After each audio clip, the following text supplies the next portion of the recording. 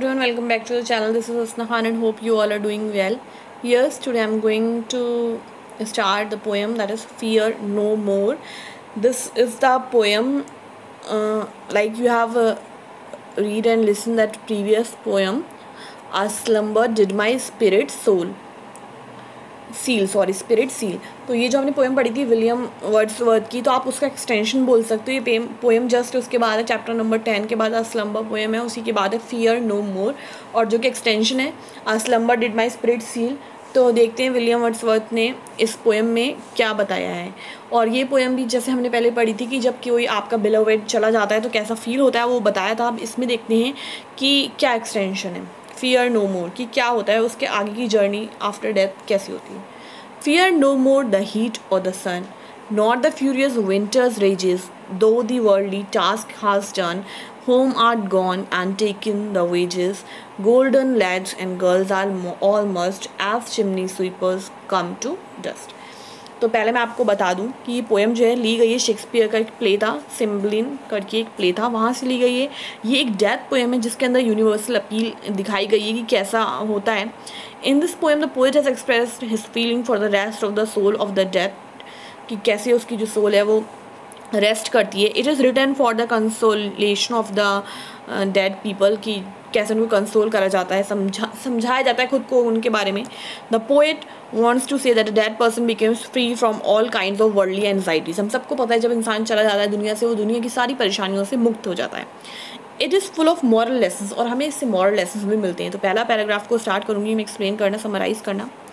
A dead person can not feel the heat of the sun. Sun की बात करी गई है कि अब कोई डर नहीं है, फियर नो मोर, कोई डर नहीं है सन का, कि उसकी हीट का, कि गर्मी आपको नहीं लगेगी मरने के बाद, जो सोल होती है कोई गर्मी नहीं लगती। A living person has to face the scorching sun and bitter coldness. एक जिंदा इंसान को ठंड भी लगती है और गर्मी भी लगती है। But after death he gets rid of them, but मरने के बाद उसे ना ठंड लगती है ना गर्मी महसूस होती है। After death a person goes to heaven, मरने के बाद ये कहा जाता है कि वो हेवन चला जाता है, वी प्रे कि वो हेवन ही जाए।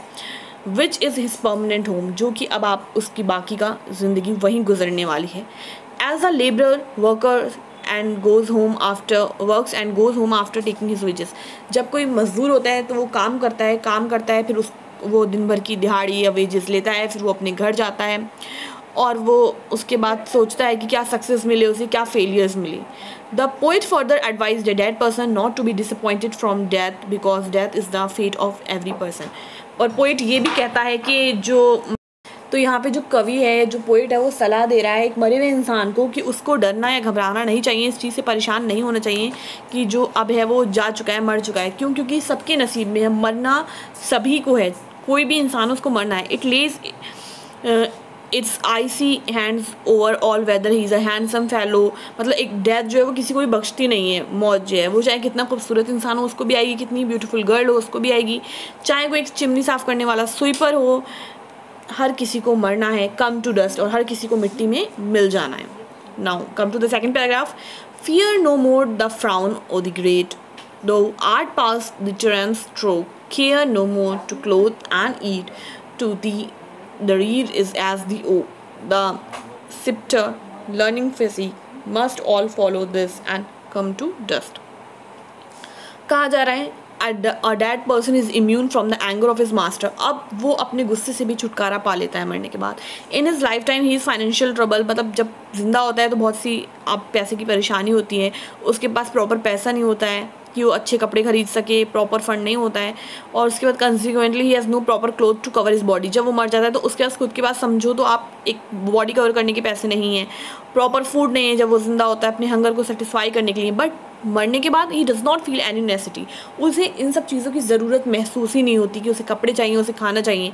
Death is very impartial, death जो है वो बिल्कुल भी पार्शल नहीं है, सबके साथ इक्वल ही ट्रीट करती है। It does not distinguish between the poor and rich, वो फ़र्क नहीं समझती गरीब और अमीर के बीच में, चाहे वो राजा हो, चाहे वो पढ़ा लिखा इंसान हो, चाहे वो कोई फिजिशियन डॉक्टर हो, हर किसी को मरना है एक दिन और हर किसी को मौत का मज़ा चखना है।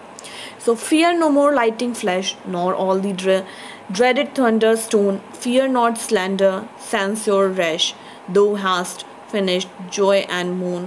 All lovers young, all lovers must consign to thee and come to dust. Now this is our last paragraph.